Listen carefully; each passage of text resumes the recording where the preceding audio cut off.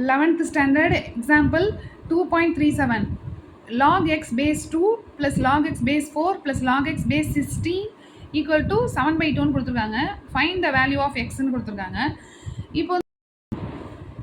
இப்போ இங்கே log x base 2னா இங்கே ரெசிப்ரோக்கல் எடுக்கும்போது 1/log 2 base x பேஸ் மாறிடுது பாருங்க.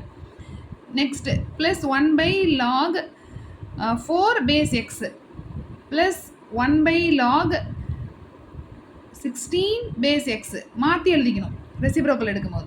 இப்போ ஈக்குவல் டு 7/2 அப்படியே தான் எழுதிக்கிறோம்.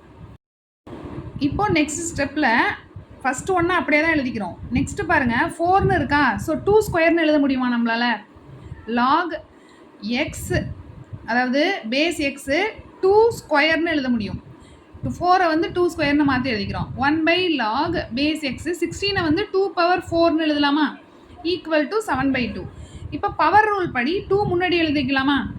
இப்போ 1/log 2 பேஸ் எக்ஸு இங்கே 1/2 இந்த பவரில் இருக்குல்ல 2 அது முன்னாடி வந்துடுது. ஸோ இப்படி எழுதிக்கலாமா?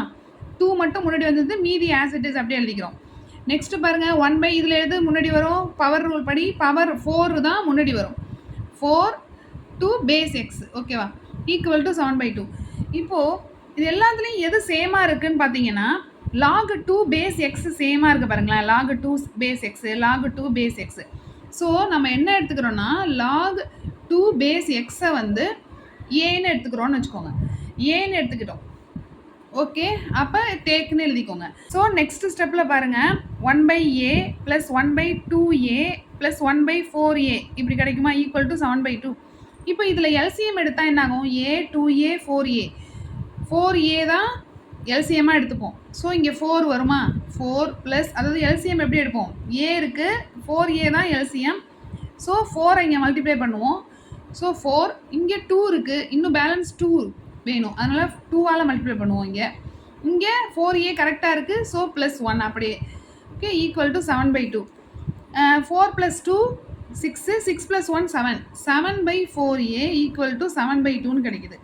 ஸோ மேலே 7 வந்து சேமாக இருக்குது, நம்ம கீழே ரெண்டுத்தையும் ஈக்குவல் பண்ணிக்கலாம். 4a equal to 2. So a equal to 2/4ன்னு கிடைக்குமா? இப்போ நம்ம இங்கே 2 டேபிளால் பண்ணோன்னா 1/2. ஸோ இப்போ a ஈக்குவல் டு 1/2ன்னு கிடைக்குதா? இப்போது a நம்ம என்னவா எடுத்துக்கிட்டோம்? log 2 பேஸ் எக்ஸ்ன்னு தானே எடுத்துக்கிட்டோம்.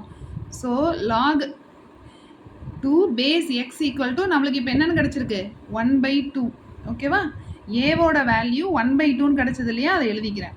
இப்போது நம்மளுக்கு ப்ராப்பர்ட்டிஸ் ஆஃப் லாகிரதம் படி தெரியும். அதாவது லாக் பேஸ், இப்போ வந்து பேஸ் வந்து எக்ஸா, சரி எக்ஸ்ன்னு எடுத்துக்கோங்க. இங்கே a ஈக்குவல் டு b இப்படி இருக்குன்னா ப்ராப்பர்ட்டிஸ் ஆஃப் லாகிரதம் படி x⁻b ஈக்குவல் டு ஏன்னு எழுதலாம்.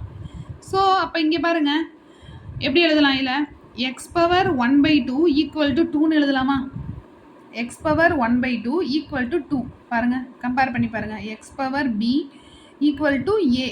ஸோ அதன்படி இங்கே ப்ராப்பர்ட்டிஸ் ஆஃப் லாகிரதம் யூஸ் பண்ணி எழுதிக்கிட்டோம். இப்போது x⁻1/2 இந்த சைடு போச்சுன்னா எப்படி ஆகும்? 2 ஸ்கொயர் இல்லையா? அதாவது இங்கே ரூட்டில் இருக்குன்னா இந்த சைடு போகும்போது ஸ்கொயரில் போகும் இல்லையா? 1/2 டினாமினேட்டரில் இருக்கா 2. ஸோ இந்த சைடு போகும்போது ஸ்கொயராக போகும்.